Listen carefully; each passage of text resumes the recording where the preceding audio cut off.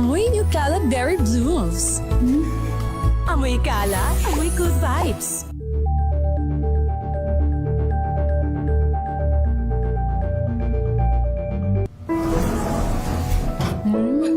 Amoy forever. Amoy LQ. Amoy Nucala Berry Blooms. Amoy kala, amoy good vibes.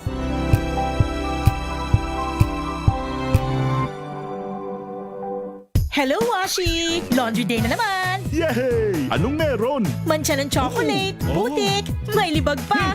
Kaya natin yan!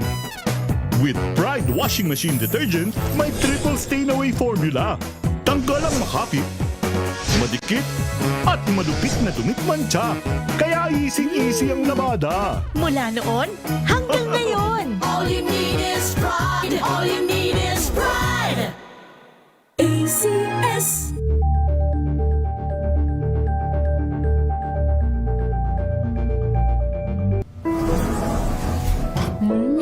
Amoy forever.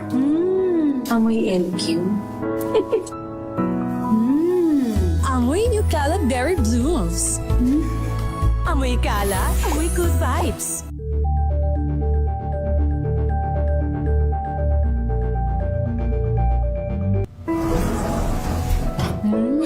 Amoy forever. Amoy LQ. Amoy Nucala Berry Blooms. Amoy kala, amoy good vibes.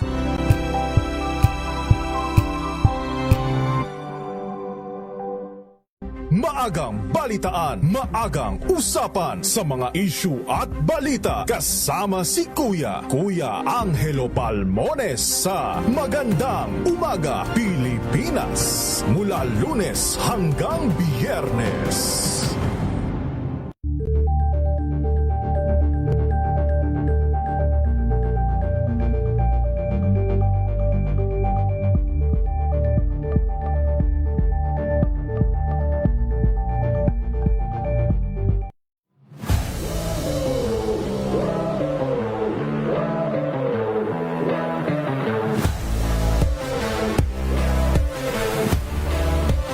Ang Morocco as a team, it's all about culture. Toughness is a good way to describe Morocco because, you know, we're not one of the most talented teams, but we're able to come together and make it work. Our team is not the most talented, but the grit and the grind and the heart and the hustle that we give every single game, that makes us a competitive and a professional team. Hi, kami ang Meralco Bolts at panoorin niyo ang aming episode sa DCRH TV Matchpoint. Mabuhay atletang Pilipino!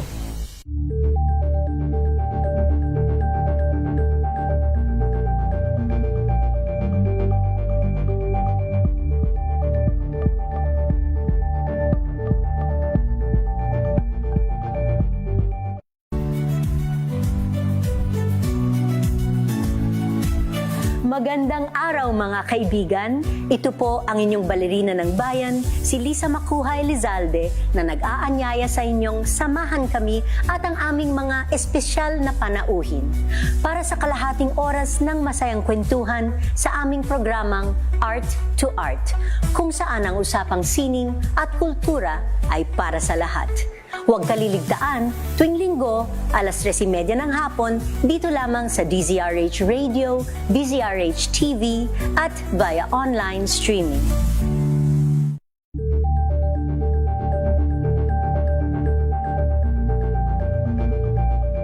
Alamin ang mga maiinit na isyung pambayan, mga balitang kailangan mong malaman, usapin sa pamahalaan, politika, ekonomiya at kabuhayan. Ito ang mga dapat mong malaman, pakialaman at pag-uusapan dahil kayo ang tinig ng mamamayan dito sa Damdaming Bayan.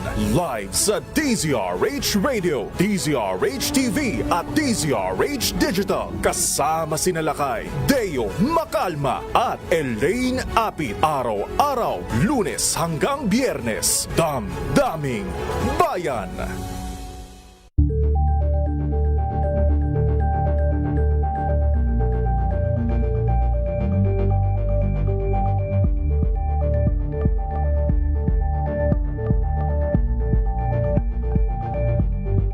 sa batas, hihimayin yan ng Panyera ng Bayan. Attorney Rina Seco sa Usapang Legal.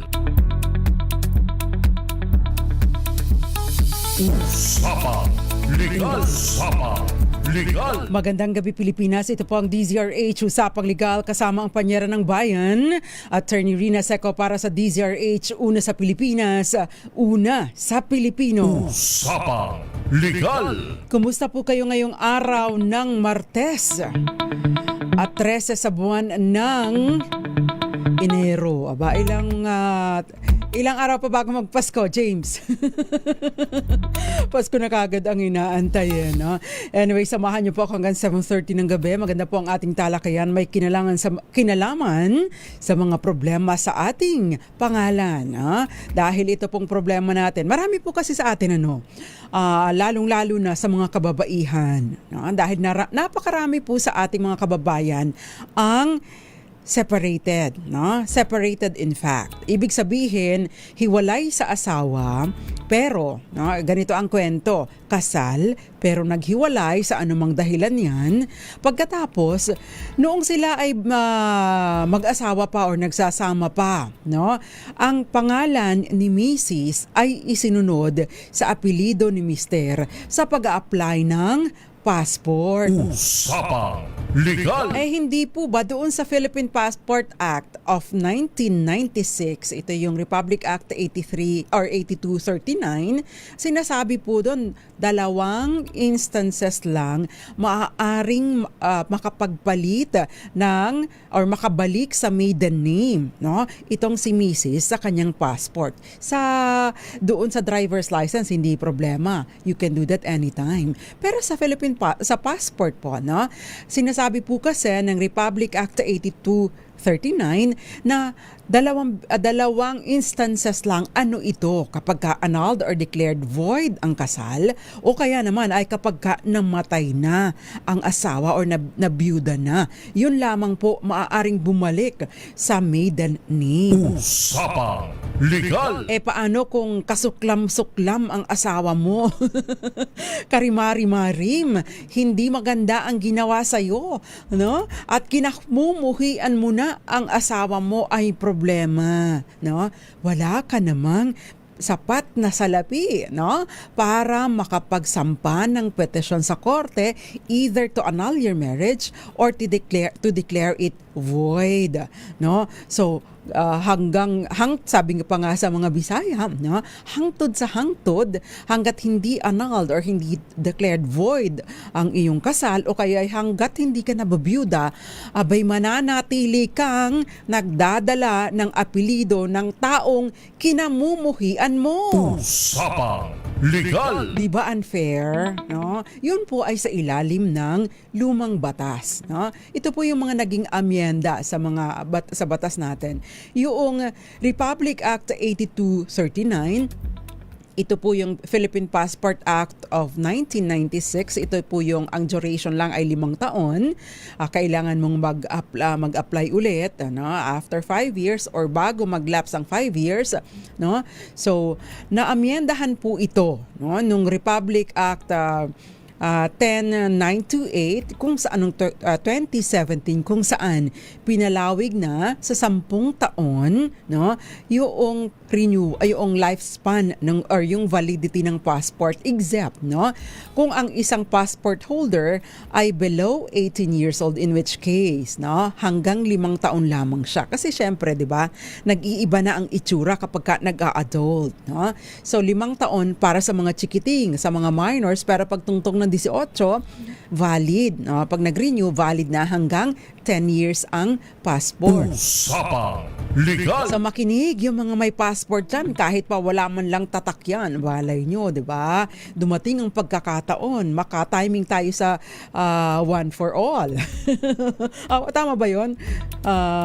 Piece of air, makapagpatatak man lang kahit dyan lang sa Asia, di ba? Ano ba yung mga visa-free, Lalong-lalo na dyan sa Singapore kasi magandang puntahan, napaka-progressive progressive airport pa lang, mai-enjoy mo na. O kaya naman ay sa Taiwan, o kaya naman sa paborito kong Vietnam, dahil napakaraming mga lugar sa Vietnam, no, na maaring puntahan nang hindi mo kailangan ng visa. Ngaya lang, ngayon nagmamahal na po yung ticket di ba? Nagmamahal na din yung mga accommodation. Medyo mura-mura din, affordable din sa Taiwan. Affordable din naman sa Thailand. No? Ito po yung mga bansa na maaari nating puntahan na hindi natin kailangan ng passport. Of course, may Malaysia, Indonesia, napakaganda din po ng Cambodia. No? Dahil yung Cambodia, nandoon yung mga temples, no? Yung shooting. Ano nga ba yung kay Angelina Jolie na movie na Tomb Raider, no? Ay, doon. Nakapunta ako doon. Mai-enjoy natin. Ma-amaze tayo kung paano naigawa itong mga templong ito sa tulong ng mga elepante. Napaka-amazing. Usapang Legal! Ayan. So kahit yun lang, maliban pa doon, kahit pa hindi mo magamit ang passport mo dahil sa latpat, tayo sa pananalapi, pambayahe sa abroad, no? At least ito pong ating ID, itong passport natin ay magsisilbing proof of identification or competent proof of identification. And alam niyo po ba na ang old passport, no, bagaman at expired na ito, nananatili pa rin po itong competent proof of identity. Ibig sabihin, maaari pa rin po ninyong itong magamit kahit expired na. Usapang Legal! So unlike all other passports, yung driver's license na kapag ka-expired na, kapag kapaso na, ay hindi mo na maaring magamit as proof of identification. Ito pong expired passport ay nananatiling maaring gamitin bilang competent proof of identification. Isa po yun sa magagandang gamit ng passport. Usapang Legal! Kaya yung mga kababayan po natin na nakakuha ng passport, pakiusap, wag po ninyong pipicturan ang inyong passport at ipopost pa sa social media, lalong-lalo na yung mga detalye po doon, no? Maari po itong magamit ng mga scammers, kaya pakaingatan. Consider yung mga personal details nyo as sacred, no? Napakahalaga po nito dahil sa modern means of technology, no, sa digital age, napakadali na pong magmaniobra ng mga like yung ating physical appearance at ilapat doon sa inyong identification. Nako, malaking problema po ito kapag naggamit ng iba. Usapang Legal! Si Ma'am Teresita Atienza, kahit widow na ako, gagamitin ko pa rin hanggang sa huli ang apelido ni hubby. Ay, ang sweet ni Ma'am Teresita Atienza. Ewan ko lang si Aunt May kung kasing sweet or kasing swerte. Swerte siguro sa pag-aasawa itong si Ma'am Teresita. Kaya lang, hindi po lahat ng tao kasing swerte ninyo, Ma'am, no? Sa atin, mga ipagdadasal pa natin. Usapang Legal! Ipagdadasal pa natin na magkaroon tayo ng magandang swerte dyan. But anyway, no? So from RA 10928 of 2017, yung amyenda na from 5 years naging 10 years para sa mga adult, noon pong 2024, no? Nagkaroon naman po ng Republic Act 11983, no?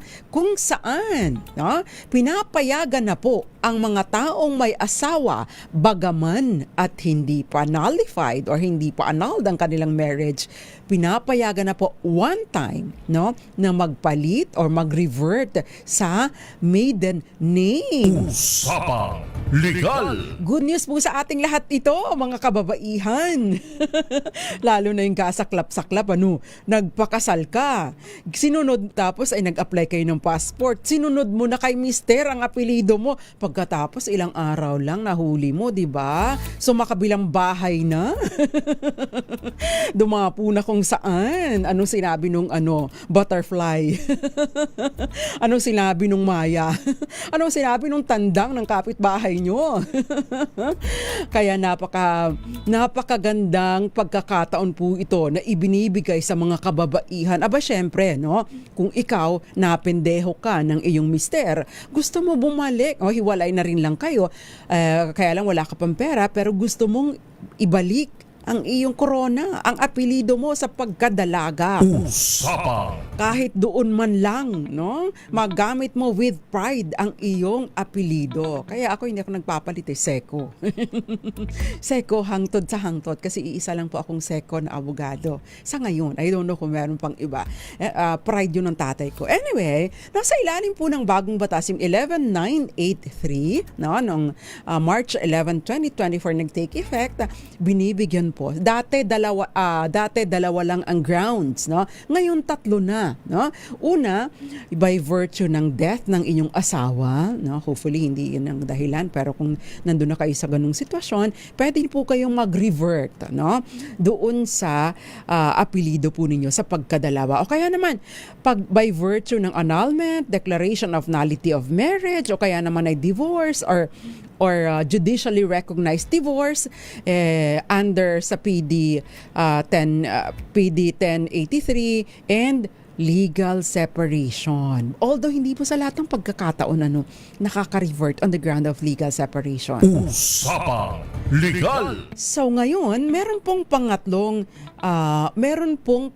ground. Ito nga po yung voluntary reversion to maiden names for reasons apart from those stated in A and B. At yun, yung death at saka yung annulment or anumang proseso sa korte na pinagdaanan which entitles you to revert. No? By the way, when you say revert, you do not say revert back. That is wrong. You simply say revert or to go back to. Yan. Do not say revert back because redundant na po yun. Pareho lang yung revert or bumalik sa back at pagbalik. So, you simply say you revert o kaya naman ay you go back to your maiden name. Usapang Legal! Sinamahan na din natin ng grammar dahil naging teacher po ako ng English grammar.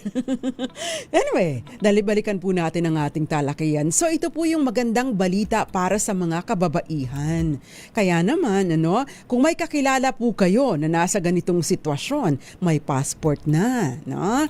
O kaya mag-a-apply pa lang ng passport, ay paalalahanan na po ninyo, wag magpapalit ng apelido. Yan. Dahil medyo may proseso pa din po ito. Kung kayo naman ay nasa ganito ng sitwasyon or may kakilala kayo, itag po sa ating live feed tonight ang inyong mga kakilala at baka po makatulong ang ating talakayan ngayong gabi. Usapang Legal! Magandang umaga, magandang tanghali, magandang gabi sa lahat ng mga nanunood, nakikinig sa atin sa iba't ibang panig ng mundo. Benedict Seco, magandang gabi. Kamag-anak ba kita, iho? Si Ronnie Daguro, magandang gabi po sa inyo. Miss Roxanne Costa, magandang gabi po sa inyo.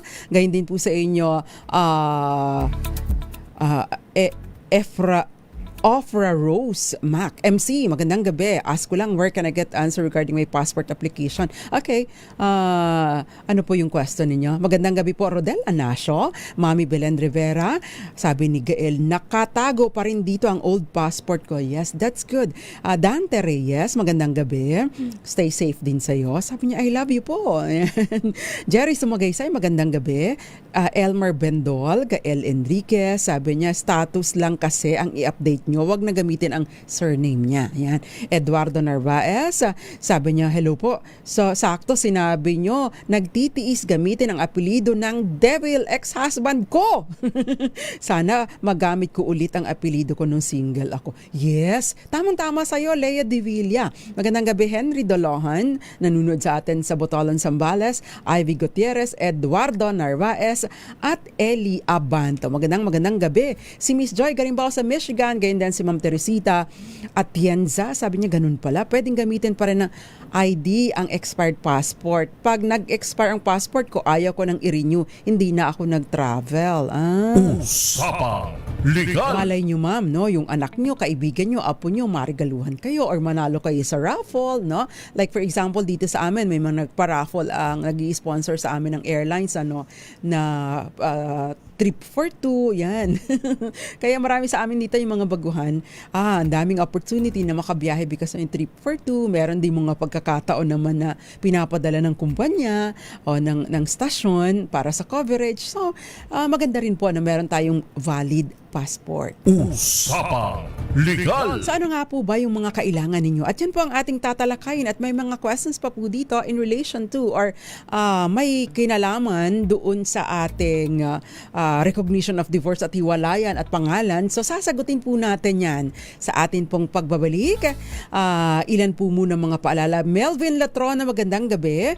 Lalong-lalo na binabati niya happy listening ang mahal niyang tatay si Itay Nalding Letrodo. Nakikinig siya tonight. At syempre pa magandang gabi sa iyo Miss Mercy Carion at lahat ng mga taga ECC at ELS Management, Construction Management. Magandang gabi po sa inyo Aunt May at maraming iba pa. Si El De Santos, magandang gabi at kayo din sa iyo Aunt May. Magbabalik pa po tayo, ilan po munang mga paalala. Padala niyo po ang mga questions niyo, no? Sasagutin po ko po sa ating pagbabalik. Diyan lamang po kayo.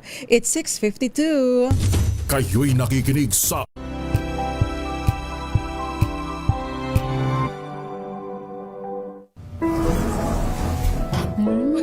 Amoy forever.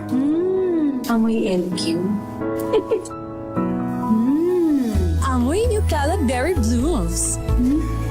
Amoy kalat, amoy good vibes.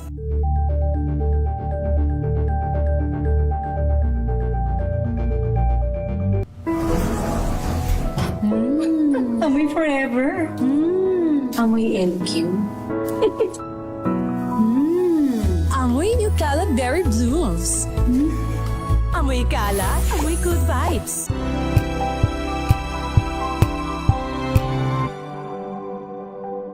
Ito ay bunsod ng naitalang 17 individual na ang kanilang naaresto. Ng Metro Manila Development Authority o MMDA ang No Contact Apprehension Policy o NCAP sa Metro Manila. Sa ang ilang mga dokumento ay peke. Hindi rin legal ang employment na ipinangako sa kanila. Sa mata ng batas, mananagot ang sangkot at may sala. Dahil sa bawat paglabag, may karampatang parusa. Alamin ang mga pananagutan sa likod ng mga bawal. Dito sa Hoy! Bawal Yan! Tuwing Sabado, alas 11:30 ng umaga. Dito lang sa DZRH TV.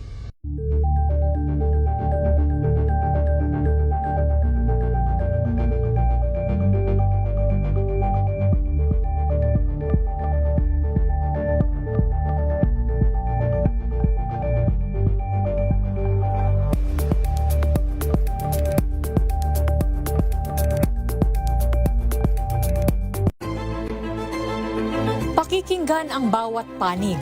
When you fight for justice, think about the queer people. Kung hindi kami magkukwento, sino ang magkukwento para sa amin? Ang mga panawagan, ipababatid. Hindi talaga ito masusing pinag-aralan ng gobyerno. The women who are beaten and abused. It's time to listen to their voices. Tunghayan ang iba't ibang boses. Mga kwento mula sa iba't ibang anggulo. Dito lang sa Point of View. Mapapanood tuwing linggo, alas 12 ng tanghali sa DZRH TV.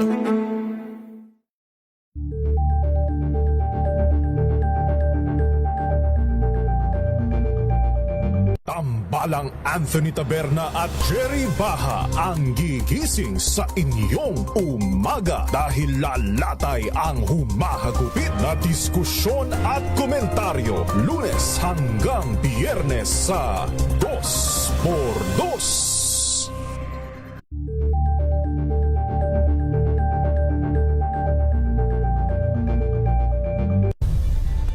Nagsimula sa pangarap hanggang sa maabot ang tagumpay. Iba't ibang kwento, iba't ibang mukha ng atletang Pilipino.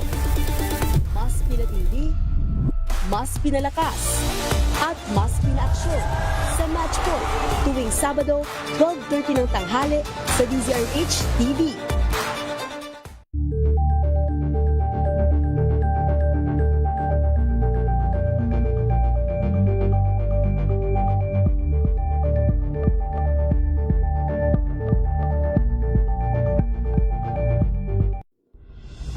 Tuloy-tuloy ang pagtulong, tuloy-tuloy ang pagseserbisyo at tuloy-tuloy ang balitaan kasama si May Binauhan sa Operation Tulong mula Lunes hanggang Biyernes.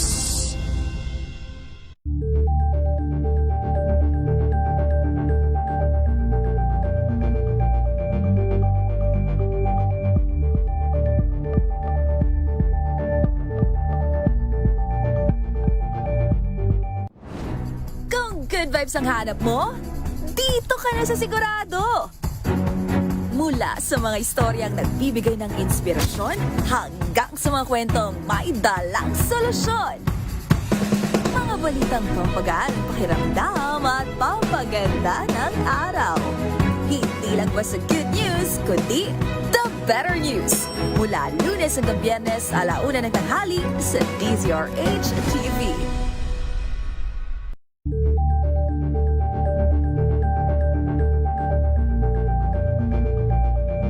We've got you covered. From the hottest hits, exclusive interviews, kilig to the bones fan meet experience, and hataw performances of your favorite stars. Saturdays, 12 noon, dito lang sa DZRH TV.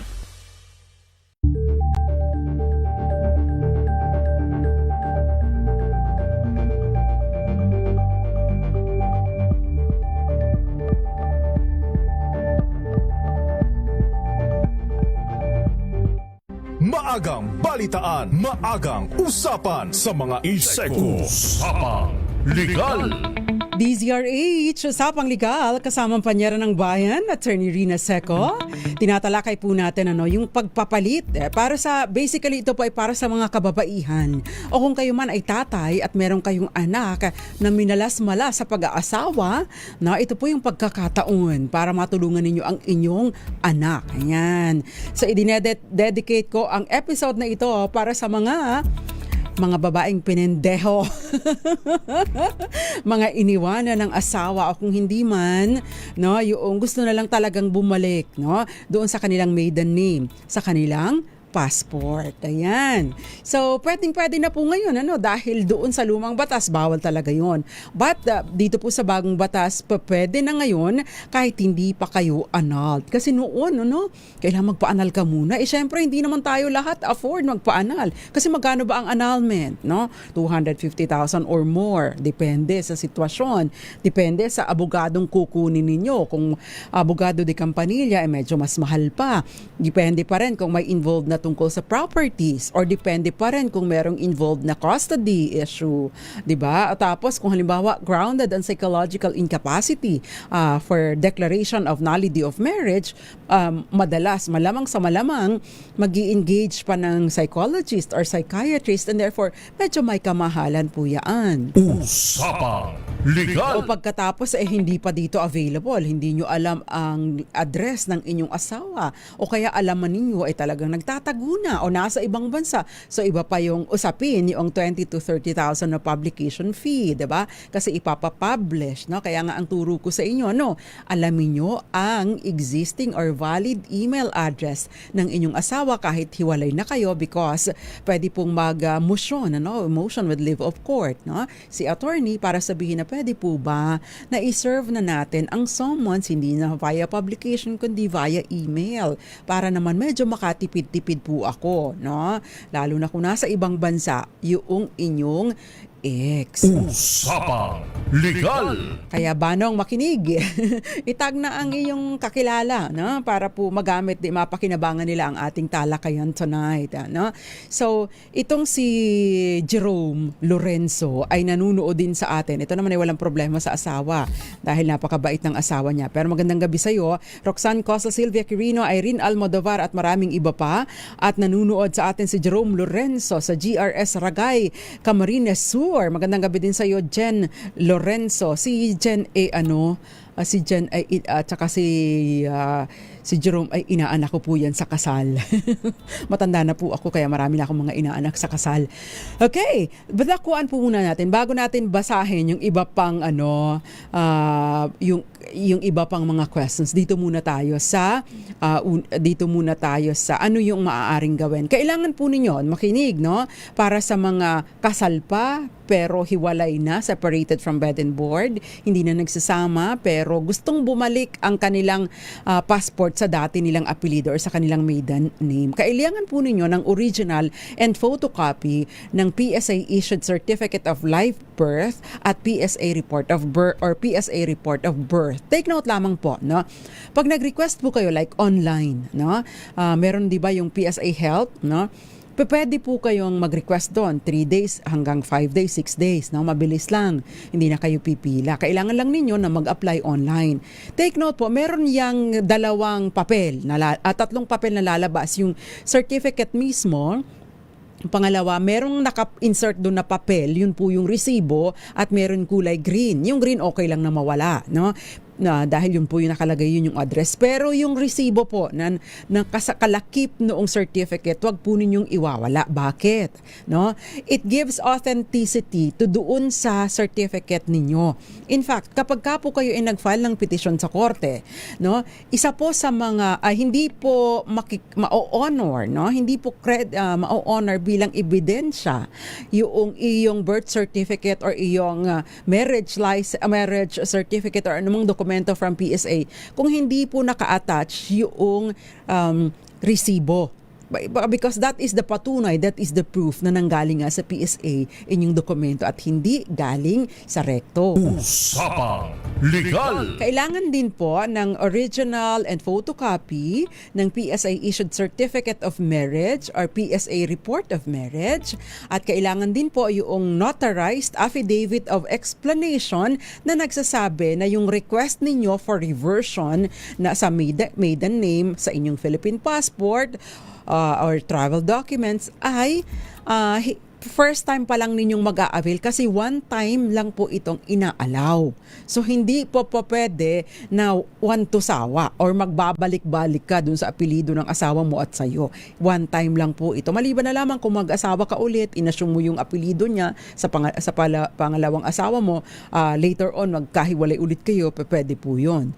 Pero yung babalik ka sa apelido ni Mr. tas babalik ka na naman sa apelido mo, ay hindi po yun inaalaw. Usapang Legal! Kopya din po ng latest issued Philippine passport. So kailangan pa rin po ninyo yung inyong passport at saka yung any valid and existing government issued ID, no?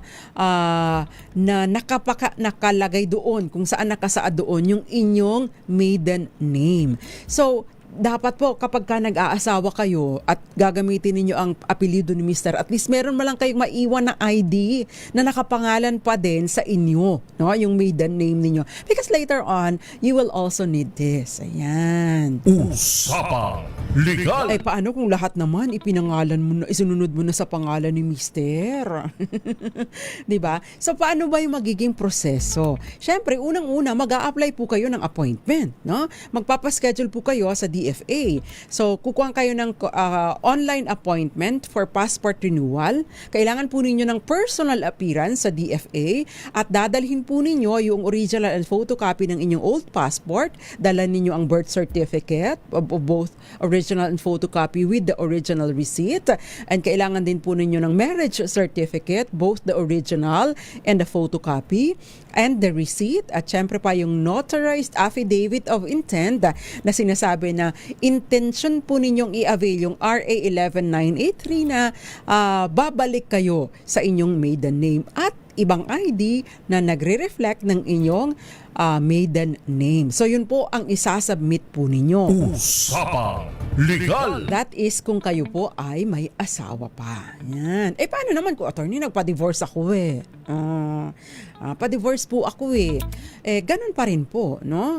Kailangan po ninyo ng explanation, no? Kasi kapag ang gagamitin po ninyo ay hiwalay na po kami, na nagpa-divorce na po kami, kailangan pong mangyayari dyan, kailangan po ninyong ipa-acknowledge yung inyong divorce decree or pa-recognize yung divorce decree dito sa Pilipinas. Si avail of the third instance or the third condition para hindi niyo kailangan ng inyong ng recognition of divorce. But of course, yung recognition of divorce for purposes of yung settlement ng inyong settlement ng inyong mga assets dito sa Pilipinas. At the same time, kung halimbawa kayo mag-aasawa, kailangan pa rin po ninyong iparecognize yung divorce ninyo. Usapang Legal. Ang punta ni Ma'am Teresita Atienza, edi married pa rin ang status. Yes, married pa din ang status, pero at least daradala mo na yung apelido mo. Di ba? Babalik ka na. Kasal pa rin po kayo. Pero kung annulled na po kayo, i-avail po ninyo yung second instance or second ground na kayo, yung inyong kasal ay married na, ay annulled na or declared void, and therefore there is no more reason for you to use the surname of your husband. Usapang Legal. Okay, dakuan natin yung question, yung isang question muna, RHTV. Ayan. Meron po tayong mga questions na ipanadala ng ating mga tagapakinig. Tingnan po natin. Wala pa? Habang hindi pa nahahanap ng RHTV. I am 64 years old. Sabi ng DFA, their computer cannot read my PSA birth certificate. They told me to get certified true copy at Pasay City Hall. Sa Pasay City Hall yung record, my first name in PSA, Rosemary. My first name ay Rosemary. Hiwalay na po. What will I do? I need an affidavit of do I need an affidavit of discrepancy or on my first name but still same person? What will I do po, attorney? Thanks po. Okay. Kayo po ay kung ganito po, yung simpleng affidavit of discrepancy, madali lamang po yan. In fact, you can, pwede po ninyong i-download yun sa internet or pwede po kayong magpagawa ng affidavit na nagsasaba yun, yung Rose, tapos merong space and Marie, o kaya naman ay yung Rosemary na one word ay iisa lamang. Kailangan po ninyong i-attach yung inyong kopya ng birth certificate and other IDs na pagpapatunay na iisa nga kayo at ipinanganak kayo ng ganitong petsa at ito ang inyong mga pinanganak kayo ng ganitong petsa sa ganitong lugar at ang inyong mga magulang ay sige na ganito. Ayan, mag-i-execute po kayo ng affidavit of discrepancy. Madali lang po yan. Usapang Legal. Hindi po siya problema. Ayan. Kailangan pa rin po ba magkaroon ng divorce sa Pilipinas? Kailangan pa rin po magkaroon ng divorce sa Pilipinas para tuluyang makalaya. Divorce Pilipinas Coalition, sabi ni Miljoy Medjaro. Magandang gabi po sa inyo. Ebyang Polo, medyo malabo. Magandang gabi po sa inyo. Kenneth Arevalo, magandang gabi. Oo nga, totoo po kayo, mahal po magpaanal. Anthony Abrenica, magandang gabi sa iyo. RHTV, ready na ba yung first question natin para sa ating mga tagapakinig? Baka wala pa? Okay, ito na lang. Babasahin ko na lang po para baka wala dun sa RHTV. Hindi pa yata hindi tayo naririnig. Okay. Sabi niya, ma'am, pwede ask po kasi yung birth certificate ko sa mother ko. Ayan. Gusto ko kasi pa-change surname sunod sa papa ko. Kaya lang, sabi sa City Hall, magpa-attorney at court pa daw. Akala ko ba pwede na kahit di dumaan sa court? Ano ba talaga ang gagawin? Ayan. Usapang Legal.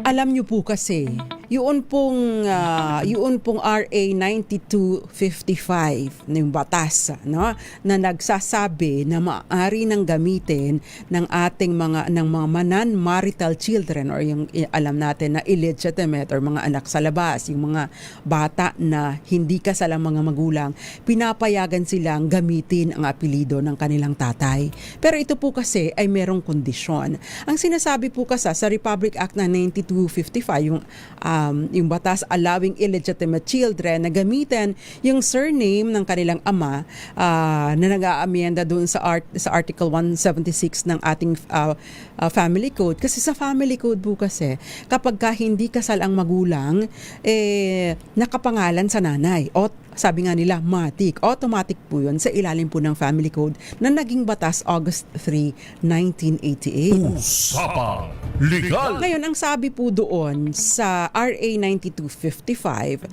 yung mga illegitimate children whose births are either not yet registered o hindi pa na irirehistro or were previously registered under the surname of the mother, whether born or before or after the effectivity of RA 9255. But doon po sa batas na ito, naka-qualify, sinasabi, nag-a-apply lang po itong benepisyo or pribilehiyo sa ilalim ng RA 9255 kapag ka ipinanganak on or after August 3, 1988. On August 3 or pagkatapos ng August 3, 1988. Usapang Legal!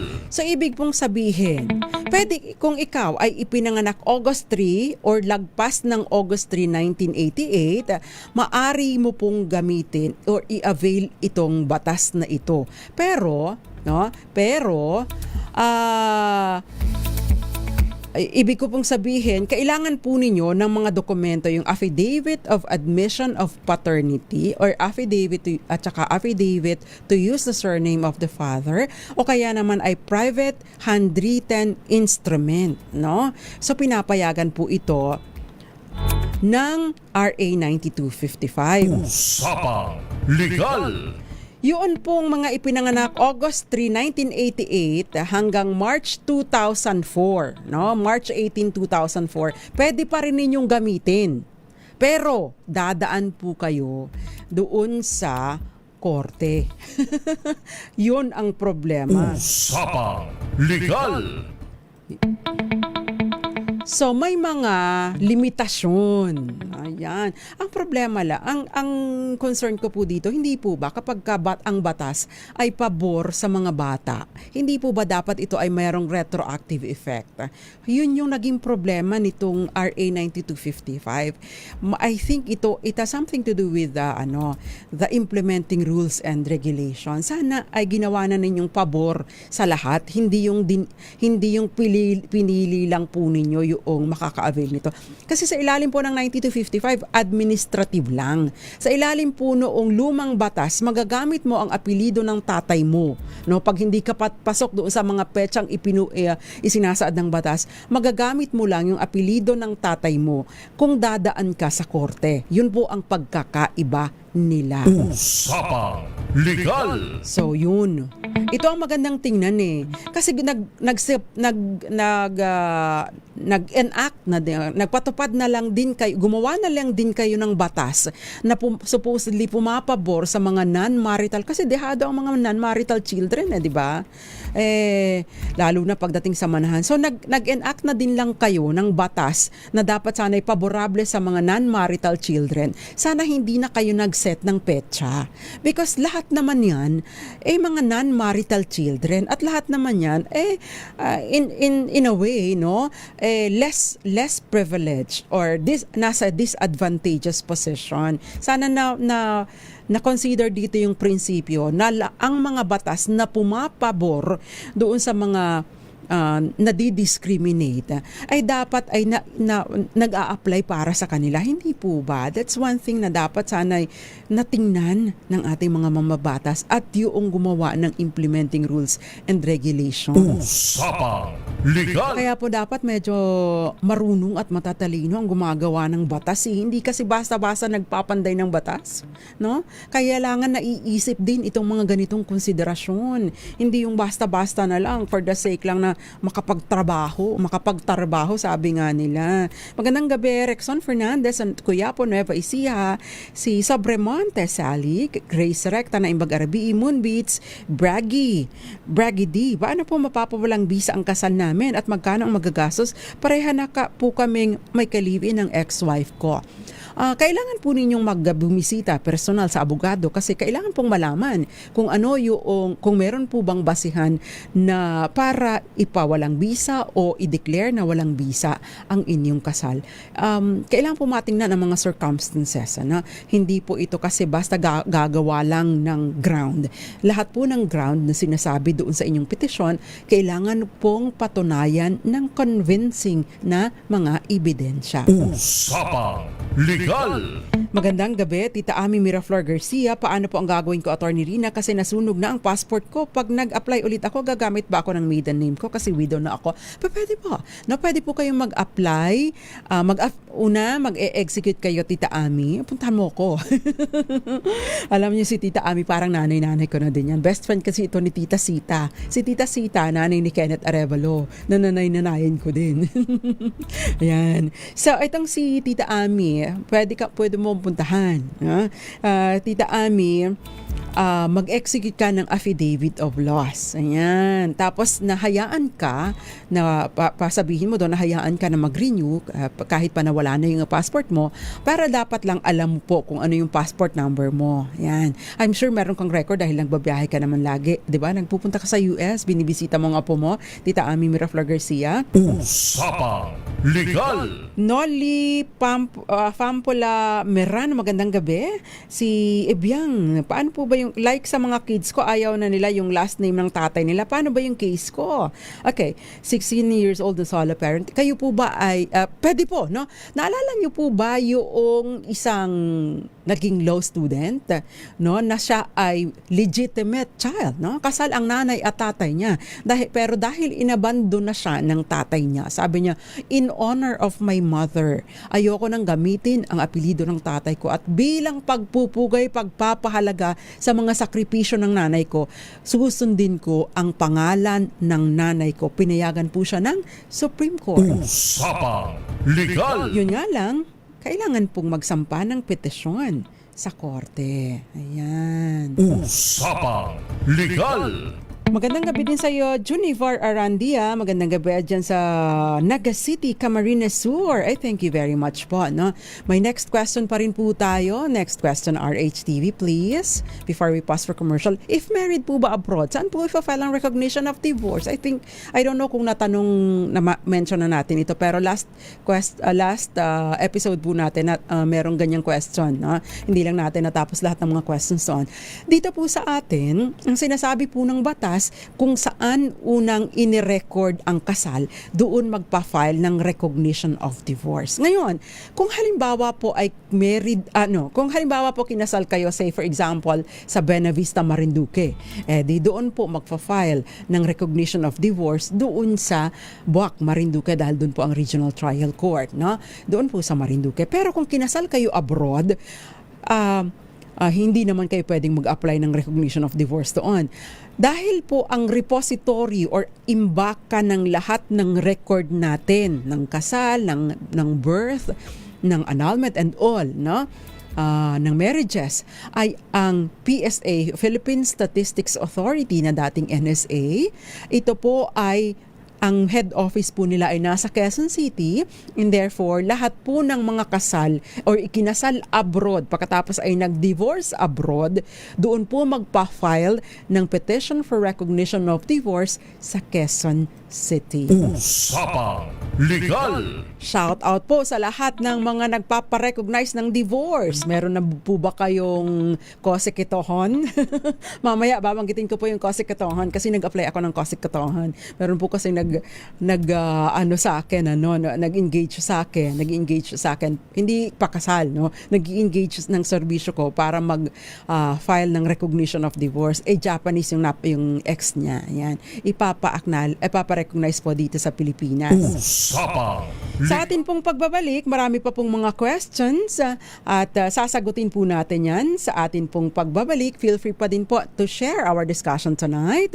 At syempre pa, pwede din po ninyong itag ang inyong mga kaibigan, kamag-anak, kakilala na mga nasa ganitong sitwasyon. Magbabalik pa po tayo. Ilan po muna mga paalala. Diyan lamang po kayo. Kayo'y nakikinig sa Usapang Legal kasama si Attorney Rina Seco.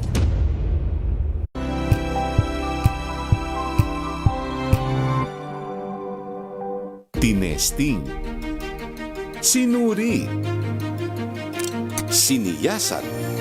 Ang resulta? Super effective ang Shield sa pagpatay ng bakterya at virus. Shield Antibacterial Soap. Believe ang mga eksperto sa Philippine Nurses Association. At si Mami. Tiwala ako sa Shield. Shield Antibacterial Soap. Napatunayang mabisa. Ang mga nurse, tiwala. ACS. Amoy forever. Amoy LQ. Amoy New Cala Berry Blooms. Amoy Cala, amoy good vibes. Sa lahat ng bagay, simula pa lang, siguraduhing max protection na. Kasi pag kulang ang proteksyon, baka madaling masira. Sa ngipin, dapat may max protection din. Max sa alaga ng unique toothpaste. with Max Protect formula.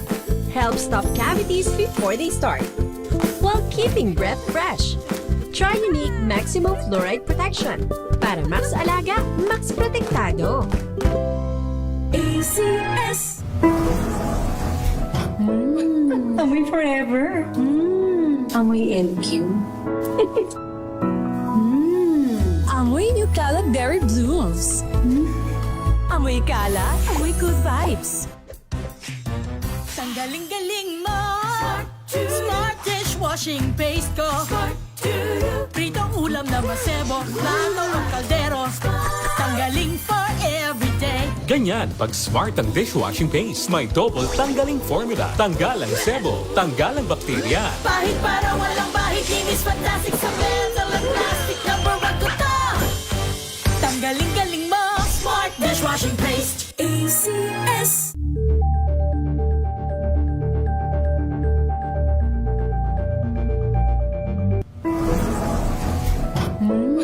Amoy forever.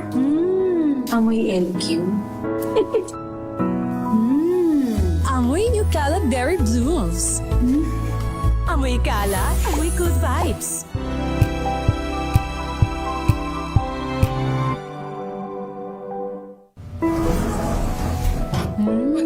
Amoy forever. Amoy LQ. Amoy New Cala Berry Blooms.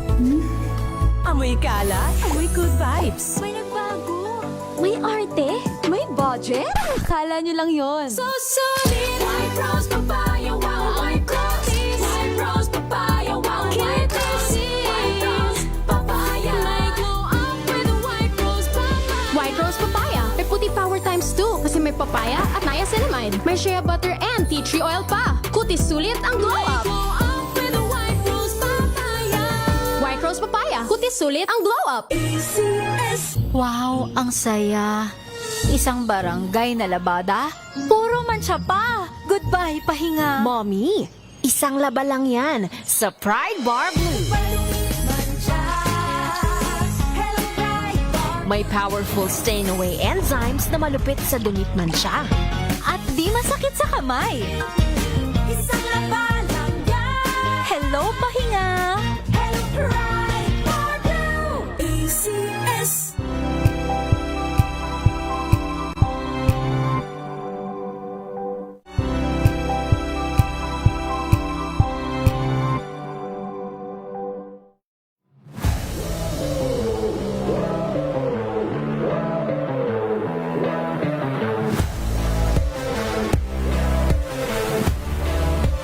Ang Meralco as a team, it's all about culture. Toughness is a good way to describe Morocco because, you know, we're not one of the most talented teams, but we're able to come together and make it work. Our team is not the most talented, but the grit and the grind and the heart and the hustle that we give every single game, that makes us a competitive and a professional team.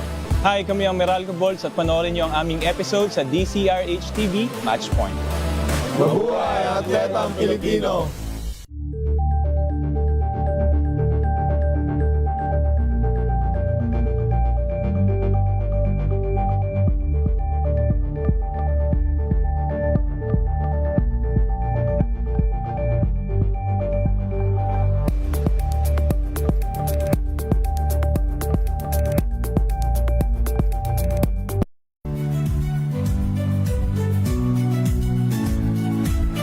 Magandang araw mga kaibigan. Ito po ang inyong balerina ng bayan, si Lisa Makuhay Elizalde, na nag-aanyaya sa inyong samahan kami at ang aming mga espesyal na panauhin para sa kalahating oras ng masayang kwentuhan sa aming programang Art to Art, kung saan ang usapang sining at kultura ay para sa lahat. Huwag kaliligtaan, tuwing linggo, alas 3:30 ng hapon, dito lamang sa DZRH Radio, DZRH TV, at via online streaming. Legal, Nagbabalik po ang DZRH, Usapang Legal, kasamang panyera ng bayan, Attorney Rina Seco, at tinatalakay po natin yung tungkol sa maraming bagay. Usapang Legal! Itong coalition, itong anong grupo itong kay ma'am, yung tungkol sa divorce coalition, totoo, kaisa po ninyo ako dyan. Alam mo, nung nabubuhay pa si kaibigan ko po kasi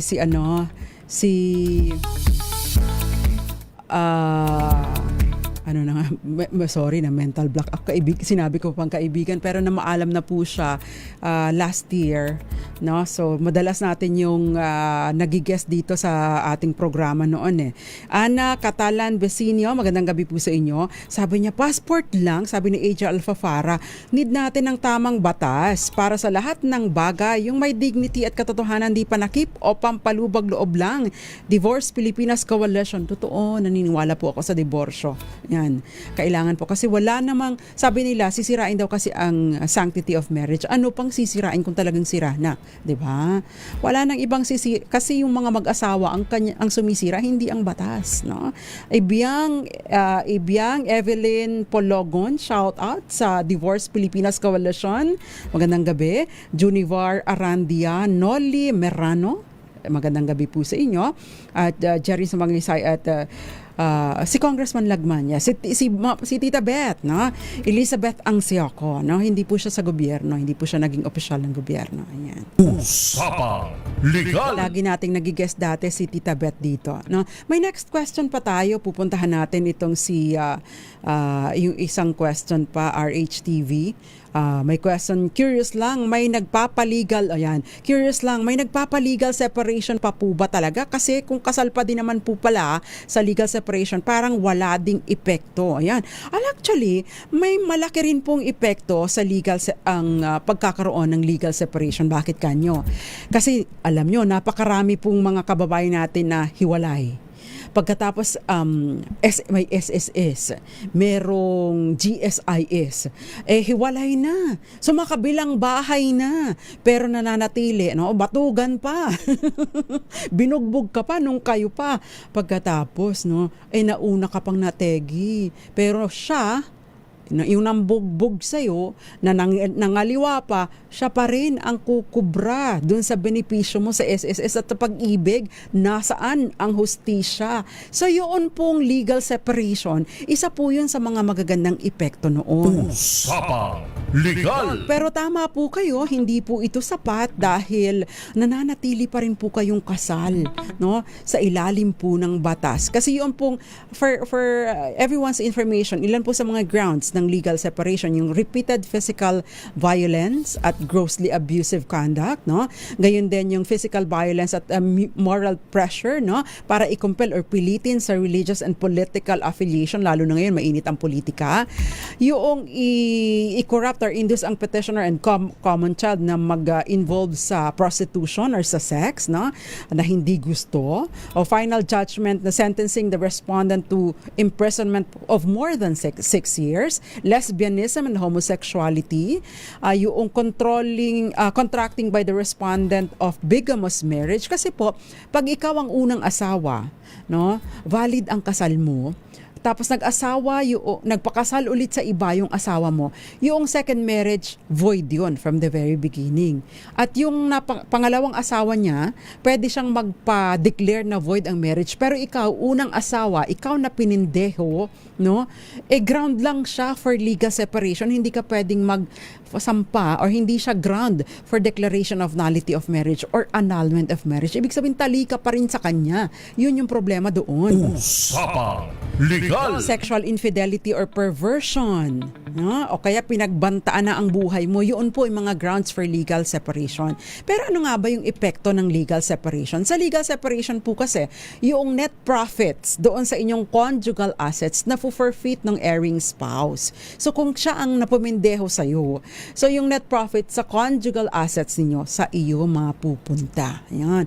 Custody sa iyo rin. Yung pumindeho sa'yo, madidisqualify na mag-inherit sa'yo, pero ikaw mag-i mag-inherit ka pa din sa kanya. So, ibig sabihin, kapag legally separated na kayo, pwede mo siyang tanggalin as beneficiaryo sa iyong SSS at sa iyong GSIS. Usapang Legal. Kasi di po ba, irrevocable, no? Hindi mo pwedeng bawiin yung designation dahil mandatory. Sabi nga nila, matik, pag kinasal ka, automatic, kahit hindi mo pa siya in-enroll, automatic yung asawa mo ang beneficiaryo mo, no? Kahit pananay mo ang nakalagay doon. So, kasama po yan sa mga benepisyo, advantages ng legal separation. But tama po kayo, it is not enough. But ang advantage doon, kung kayo po ang innocent spouse, pwede kayong forever manghingi ng sustento sa namindeho. So, paano kung wala namang pera, walang kakayan, di ba? Lugi ka pa rin. Usapang Legal. Pero ang bilis po ng oras, pasensya na po kayo, hindi ko po nasagot yung ibang mga questions. Hayaan nyo po at sa susunod, na ating talakayan. Pwede po kayo mag-request ng ating discussion. Yung nagtatanong po tungkol sa scammer, you go to NBI, you go to PNP Anti-Cybercrime Division, pwede po kayong dumulog po doon. Pero mahirap na po makarecover ng mga perang na-release sa mga scammer. Kaya ang importante po, caution, no? Halos wala na pong chance yan, almost impossible to recover whatever you may have lost, lalo na kung pera sa mga scammers. Kaya importante, pag-ingatan po natin ang mga personal and sensitive personal information. At may i-message mo ako, sasagutin kita personal. Nakasama ko po sa kabilang side, si Jeric Barreto, and of course, nakasama ko pa rin po sa mga kabilang side naman, DZRH TV at mga taga-IT, at si Don. Thank you very much for assisting. Siya yung nasa Twitter, sa X na. Ako naman po ang panyara ng bayan, Attorney Rina Seco, para sa DZRH, una sa Pilipinas, una sa Pilipino. Sumainyo ang mga dagdag kaalaman sa batas. Hatid ng Panyera ng Bayan, Attorney Rina Seco sa Usapang Legal. Usapang Legal.